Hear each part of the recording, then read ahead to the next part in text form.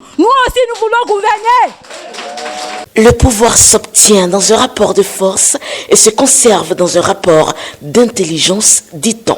Les acquis n'ont qu'un temps, et dans le très long comme dans le très bref, la force mentale est un des déterminants de la lutte, des jeux et enjeux du pouvoir.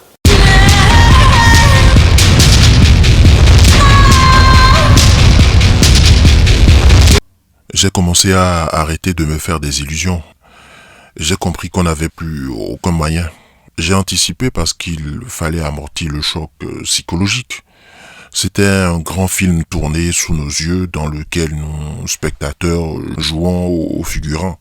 Bien triste mot d'un leader de l'opposition qui décrivait ainsi son sentiment en plein cœur du processus électoral tenant pour la présidentielle au Bénin de 2021. Encore une élection sur fond d'exclusion, de crise électorale et de griefs profonds, dénonce l'opposition à Patrice Talon qui n'a pas voulu s'associer au processus et qui ne manque point de qualificatifs. Ses membres ont assisté pour les uns impassibles et pris d'une torpeur indescriptible et pour les autres, dont des manœuvres qui se sont soldées par des violences électorales, des pertes en vies humaines et des arrestations de tout genre.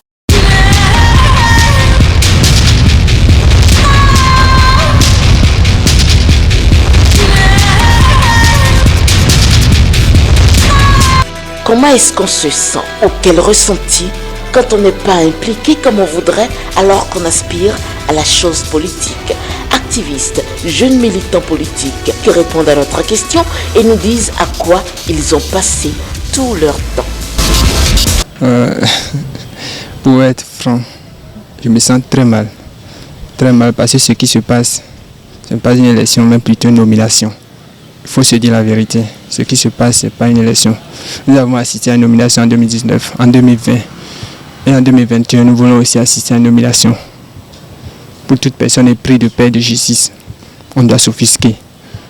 On doit dénoncer. Ce n'est pas normal. Ceux de l'opposition qui sont exclus, ils ont des militants sur le terrain. Et quand tu vois que celui que tu supportes est exclu de manière injuste, tu vas te sentir très mal. Donc moi, je me sens très mal. Je ne suis pas parmi les décideurs, je ne suis pas leader des partis d'opposition. Je ne suis qu'un militant. Mais ce que je peux dire aux leaders, c'est de cesser maintenant d'être opposant sur les réseaux sociaux. Il est temps, parce qu'en 2019, nous avons dénoncé sur les réseaux sociaux. Ils ont dénoncé sur les réseaux sociaux. Mais ça n'a pas fait reculer le président Talon. En 2020, pareil. En 2021, il est temps qu'on cesse d'être opposant sur les réseaux sociaux. C'est discriminant d'être exclu d'un processus pour lequel, a priori, vous remplissez les conditions. C'est encore plus affligeant, d'accord, si c'est votre adversaire à la même compétition qui fixe les règles de votre exclusion. L'acteur politique que je suis a vécu et continue de vivre ça comme une injustice. Aujourd'hui, je ne parlerai pas du sentiment de désolation parce que ça fait la 3e fois que cela arrive en 5 ans. En 2019, c'était dans le cadre des élections législatives qu'avec le parti au sein duquel je militais, nous avons vécu une exclusion pareille. Ensuite, la même chose s'est répétée en 2020 avec les communales et maintenant en 2021 avec les présidentielles. Je me suis habitué sans jamais accepter cela. J'ai juste mal pour notre pays, le Bénin. Nous avons perdu la fierté d'être cité comme le premier modèle de démocratie de la sous-région ouest-africaine.